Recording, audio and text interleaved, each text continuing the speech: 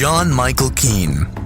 Keene was a sheriff's sergeant working for the Chesapeake, Virginia Police Department when he decided to rob a bank. In July of 2009, Keene walked into the BB&T Bank in full bank robber getup, a mask, sunglasses, and a hooded sweater. He pointed a gun at the teller, demanding she fill up his duffel bag with cash. The plan worked so well that Keene got away with robbing the same BB&T Bank twice. In fact, it had worked so well that Keene decided to go back to the same bank and rob it for a third time. Alas, third time was not the charm, and he was pulled over by police, who were shocked to find out that one of their own was the one who was behind the robberies. He was sentenced to 20 years in prison after pleading guilty. Gerard John Schaefer. Before a career in law enforcement, Gerard tried his hand at teaching until he was dismissed for his quote-unquote totally inappropriate behavior. When his teaching career failed, he sought entry into the priesthood where he was promptly denied. His third choice seemingly turned out in his favor as he worked for a cop for a year between 1971 and 72 until he was fired for the false imprisonment of 2 young female hitchhikers. After he was relieved of his duties as a police officer, Schaefer abducted 2 teenage girls and proceeded to torture and kill them. Soon after, their bodies were found. While Schaefer was only tried in the murder of the 2 girls whose bodies were found, he was ultimately linked to up to 30 murders. Convicted of 2 life sentences, Schaefer found himself the victim of his own favorite pastime when he was stabbed to death in prison in 1990.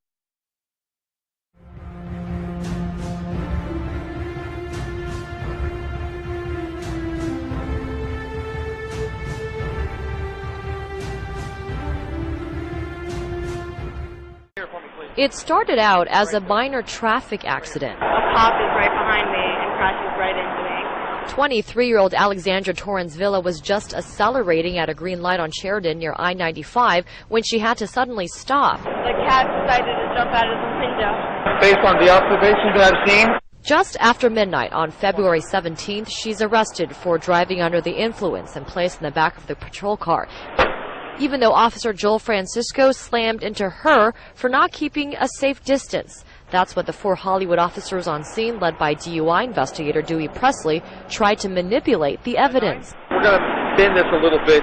If you didn't hear correctly, well, here it is again. Little Walt Disney to protect the cop because it wouldn't matter because she's drunk anyway. To avoid any civil liability on the part of the Hollywood Police Department, the officer who is guilty of hitting her vehicle, they framed her.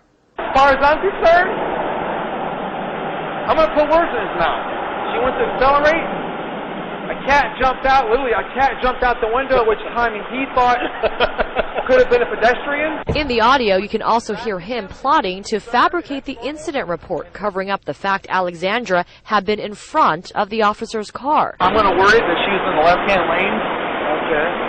And that when the cat jumped out, she abruptly cut over this lane and slammed on the brakes. For a simple traffic infraction, they have now placed themselves with the possibility of going to prison. All 4 of the officers involved have been placed on administrative duties inside the building. They will not be working as patrol officers until the investigation is concluded.